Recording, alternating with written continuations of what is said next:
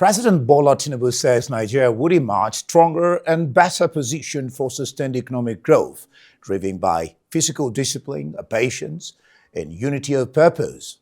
In his New Year Goodwill message to Nigerians, the president said the government remains committed to deepening economic reforms in 2026, following what he described as strong macroeconomic performance recorded in 2025 despite global headwinds.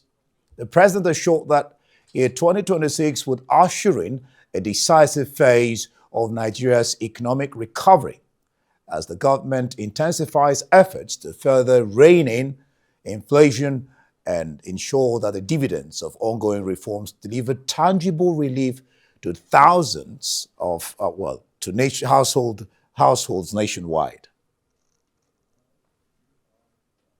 Well, and to discuss in detail the president's New Year message, I have joining me on the line from Kaduna, Professor Tukru Mohammed Baba, the Publicity Secretary, Arewa Consultative Forum. Glad to have you join me. Thank you very much for having me, and Happy New Year to everyone and to citizens of Nigeria. Indeed. Happy New Year to you. Happy 2026. Well, the president says 2026 would usher in a more robust phase of economic growth for Nigeria and Nigerians. He bases this on the inflation tilting down, foreign direct investment, foreign reserves, improved foreign reserves, and of course, rising investment inflows. He says all this is evidence that the reforms are working. To you, is this really the case, what the president said?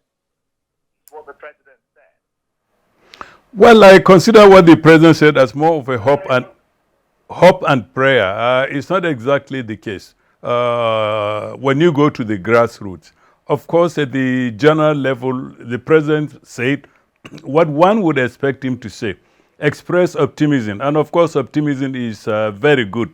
Without optimism, there will be despair.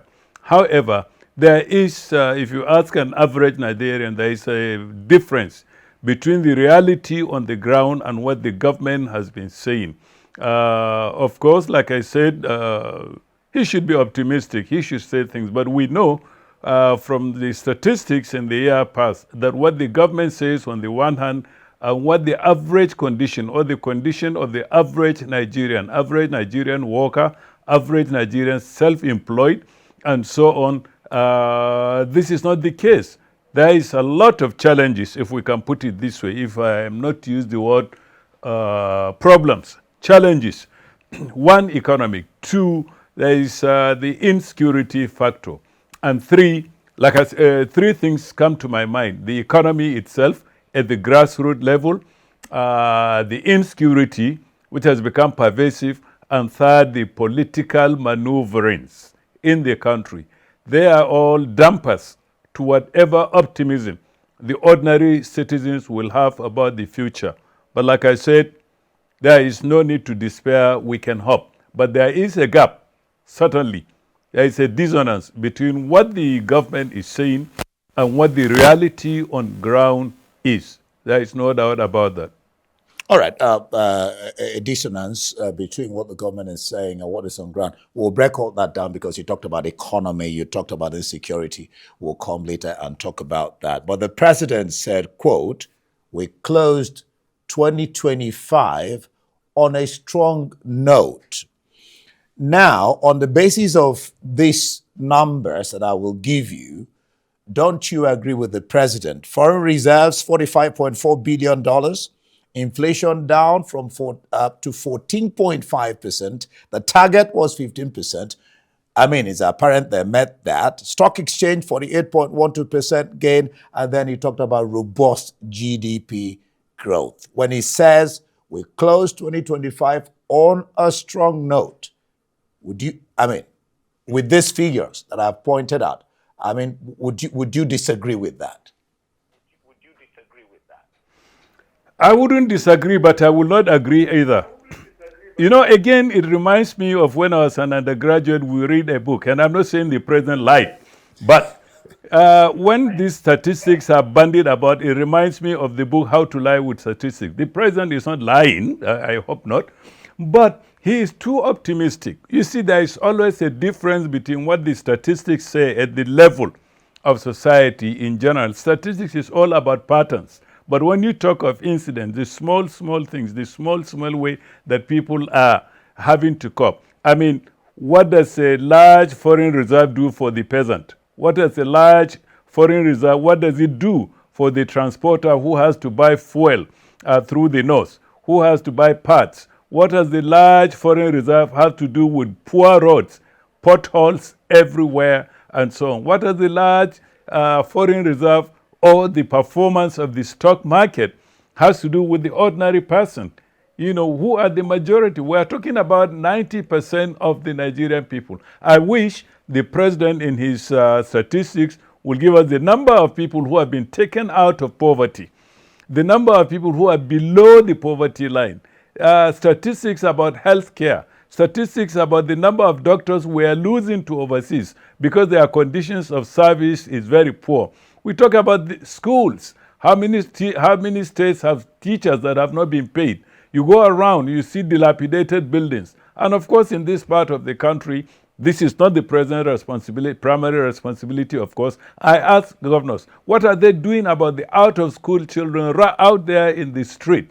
What are they doing about the dilapidated primary and secondary schools I see around? These are things that are fundamental to the lives of the people.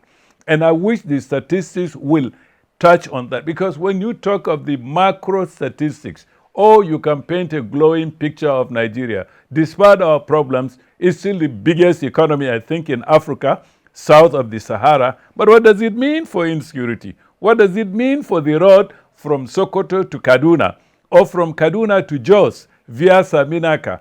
Or, as the Bauchi State governor said yesterday, not a single road has been constructed in Bauchi State. And you can go back to the northeast completely. Dilapidated roads. Let me speak about Jalingo, a bridge on the highway from Yola to Enugu had collapsed during the last rainy season. Is still unattended to, and people will have to take detour. The long and short of what I am saying is, it is beautiful, the statistics. They are beautiful, the statistics pointed out by the president. But the bottom line is, how does it affect the life of the ordinary person who wants to get on with their lives without having to bother about those small things about their family, school fees, health care costs, and so on and so forth? I would have preferred to see statistics showing me the number of people who have been taken out of multidimensional poverty. There is none of it. So it's okay, the paint is good, but underneath the paint, what kind of plastering do we have? And so on. This is the most fundamental, in my opinion, and I'm a bit disappointed that the president did not address those practical, everyday issues. You're talking more like the painter who picks his brush and does some painting and covers the bad aspects. You've made quite some point there, the question of bottom up and not down to the bottom. Before we go on, so what should the president be doing, his ministers be doing, to balance this, the figures as against the reality, so to speak, as you have painted on ground? What should the administration be doing? What should the president be doing to balance it, get to the people down there? The president and his ministers, what I would like for them to do is to actually begin to address those fundamental issues that affect the everyday life of the ordinary Nigerian. Like I said, I've listed some areas.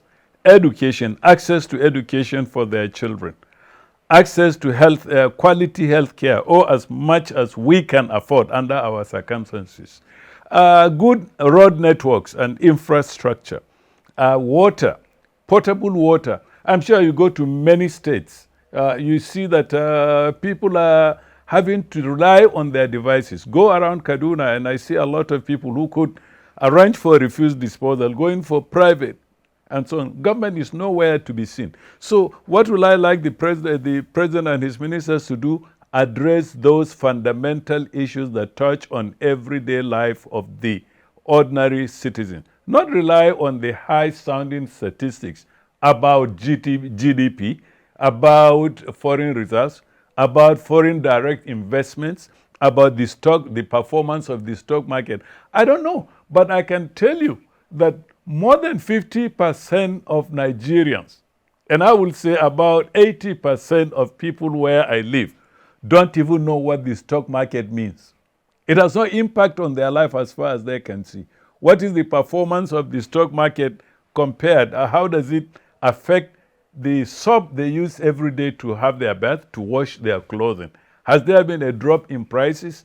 Today, I went to buy some blocks, and the block maker would not take a kobo from me because he said, "Sir, we are not sure how the new tax bill is going to affect our production. I cannot take an order when I'm not sure of the input. I cannot buy cement because the cement companies are trying to work out the intricacies of the new tax bills."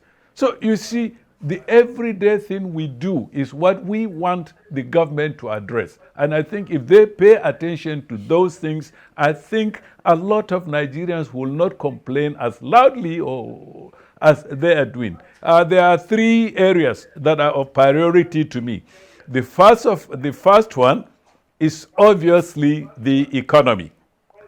This year, from what I have seen, is going to be, the first 6 months, is going to be very volatile as people try to adjust to the new realities of the tax bill, especially if the government refuses, as it seems to be the case, to address some of the fundamental concerns that people have, that everything one is doing. I've seen jokes that, you go to the hospital, there is nothing. You come out, you breathe the air, but it is polluted.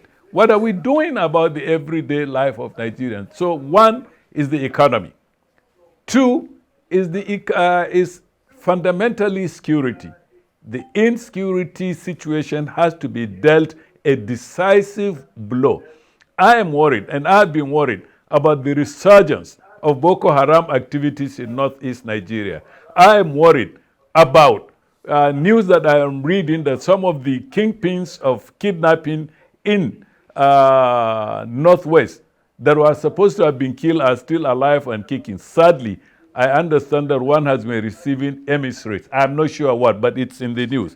I'm worried about the spread of insecurity in Niger State, in other states in the north central area. And so these are fundamental issues these are fundamental worries that should be removed from the life of Nigerians or reduced to the barest minimum possible. The third one I would like to see is political. Of course, it is a long shot, and it is actually a tall order to expect the regime, the ministers, and the president not to talk of politics, as we are just a year into 2027. But I would like to see a shift to governance rather than to politicking, rather than political campaigns, rather than political maneuverings. Who goes into what party, who does not go into another, and so on. I would like to see the democratic space open and liberalized to give everyone a chance. If the regime is doing so well, I think they should allow the Nigerian population to decide through their votes. And this can be done when we pay less attention to politicking, less attention to decamping, and more to governance. And like I said, there are three basic areas: the economy, security, and of course politics. And then the third one would be, of course, the others will be social statistics, education, access to basic amenities, and so on and so forth. All right. You've raised some issues here, the tax. I'll come to it.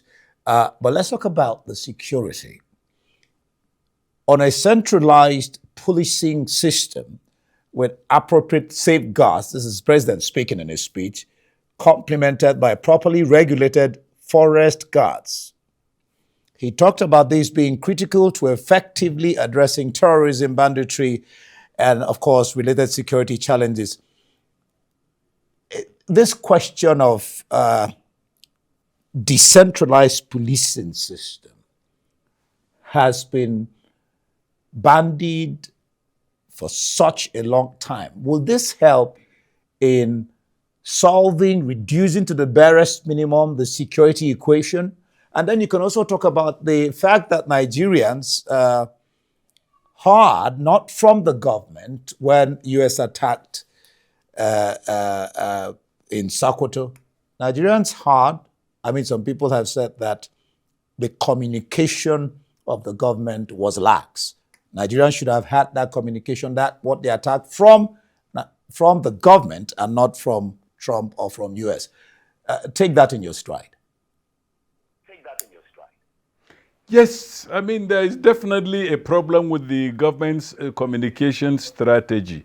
Of course, the relevant government officials came to say, yeah, we have done it. It's in collaboration with the United States government. The president gave permission, blah, blah, blah, all that. But the narrative coming from the United States is different.